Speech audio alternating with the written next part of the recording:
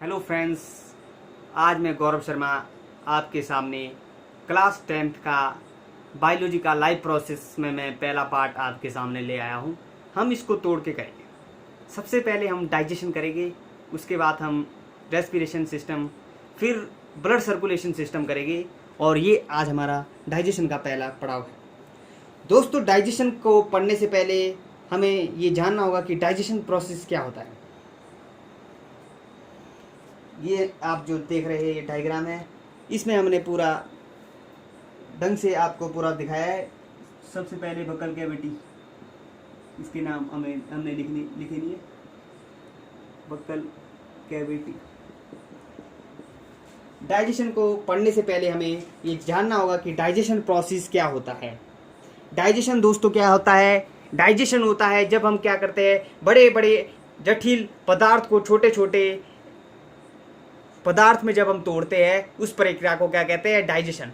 भैया हम कह सकते हैं बड़े बड़े जटिल और अघुलनशील पदार्थ को छोटे छोटे क्या करना, सिंपलर और घुलनशील पदार्थ में तोड़ना। Break down of complex inorganic substance into simpler organic substance is called digestion.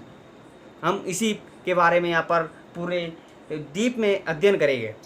सबसे पहले डाइजेशन के क्या क्या है, हमने डाइजेशन पढ़ा और हम देखेंगे कि डाइजेशन के क्या क्या होते हैं, क्या पड़ाव होते हैं। डाइजेशन के दोस्तों 5 पड़ाव होते हैं। सबसे पहले रोटी का जब आप निवाला जब मुख में रखते हैं, मुख गुहा में, बक्कल कैविटी में जब आपने रोटी ली और यहाँ रखी, तो क्या होता है, डाइजेशन का जो प्रथम पड़ाव होता है, ब्रेकडाउन कहाँ से शुरू हो जाता है? बक्कल कैविटी से ही शुरू हो जाता है। जब हम रोटी को अपने मुँह में रखते हैं, रोटी को अपने मुँह में रखना, उस टाइम डाइजेशन नहीं हुआ, उसे क्या कहेंगे? इंजेशन।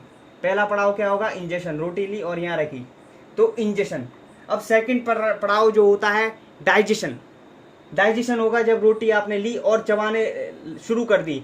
इसमें क्या होगी? 2 प्रकार की क्रिया होगी। सबसे पहले आपकी होगी किस प्रकार की? Mechanical process. मैकेनिकल प्रोसेस किसके द्वारा होगा? टीथ और टंग के द्वारा। जो यहाँ पर टीथ प्रेजेंट होगी और टंग जो होगी। और दूसरी होगी केमिकल प्रोसेस। केमिकल रासायनिक क्रिया किससे होगी आपकी?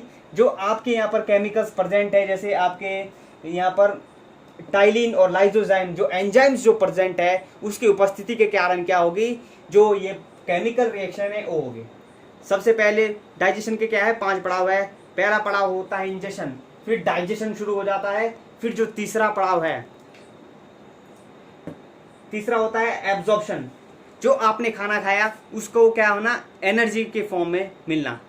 और चौथा होता है एसिमिलेशन, स्वर्गीकरण करना। जो आपने खाना खाया उसकी जो आपको जो एनर्जी होती है वो जो आपके ऑर्गन तक जब पहुंच जाती है पूरी तरीके से, जैसे आपके हार्ट को है, पूरी तरीके से पेट्रोल के रूप में जो आपके ऑर्गन होती है जब उसको पहुंचती है। और जो आखिरी जो पड़ाव होता है, खाने को क्या करना? त्याग करना, एक्सक्रिएशन करना, एक्सक्रिएशन या इजेशन करना।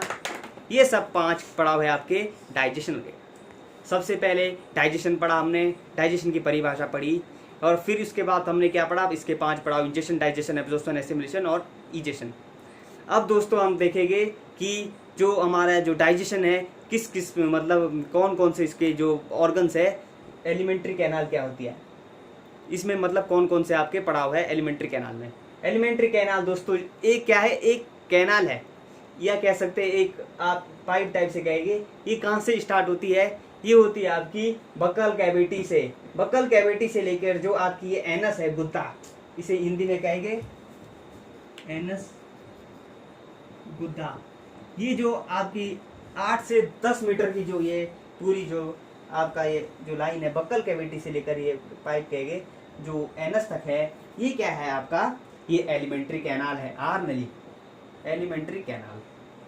अब एलिमेंट्री कैनाल के पार्ट क्या है? ये आपकी बक्कल कैविटी है, ये क्या है? आपका एलिमेंट्री कैनाल का पार्ट है। फिर इसके बाद आपका ओसोफेगस है, इसमें आया नहीं है ढंग से, ओसोफेगस,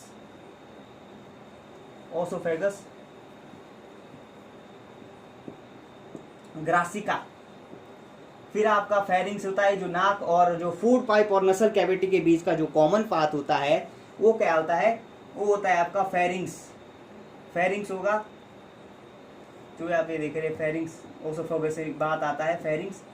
फिर आपका फेरिंग्स के बाद क्या आता है आपका स्टोमक, पेट, जिसे आम भाषा में पेट कहते हैं और हिंदी में आमाशय कहते हैं, स्टोमक।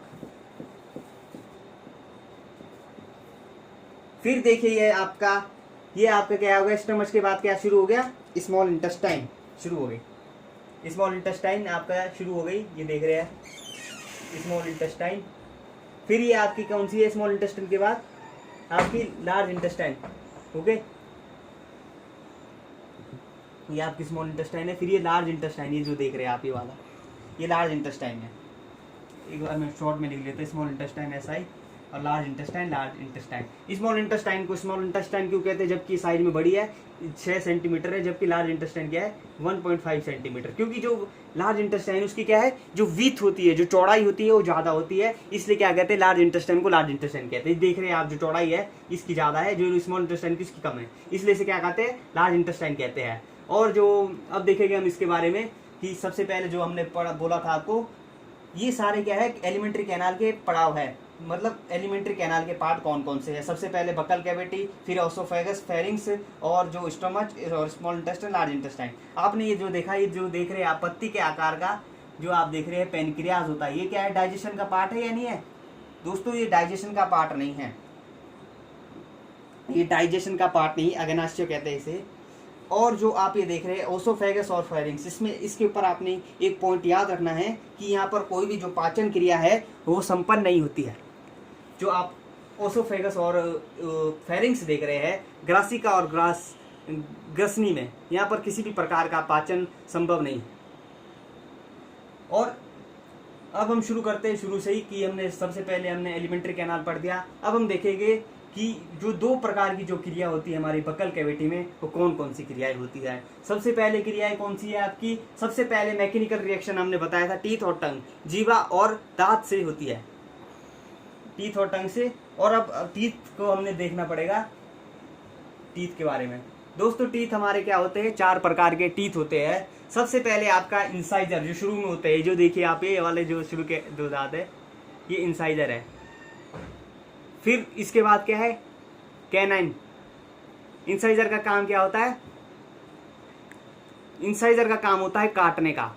आप देखेंगे कि एक छोटा बच्चा है जो घड़ी बन जाती है काटने से, घड़ी के जो आकार की होती है वो इंसाइजर से बनती है, काटने का इसका काम होता है, बाइटिंग। और फिर आता है कैनाइन। कैनाइन का क्या काम होता है, चीर फाड़, क्रैक एंड स्प्लिट का जो कार्य होता है वो कैनाइन का होता है। फिर आपका आता है प्रीमोलर, च्युइंगम, जुगाली करने वाले जो एनिमल होते हैं वो क्या होते हैं प्रीमोलर का इस्तेमाल करते हैं ज़्यादा। और फिर होता है मोलर। मोलर के होता है पीसने का काम, जो पीसने वाली जो मशीन आपने देखी होगी, इस प्रकार से जो हमारे लिए लास्ट में देख रहे हैं, ये हो गया आपके मोलर। ओके।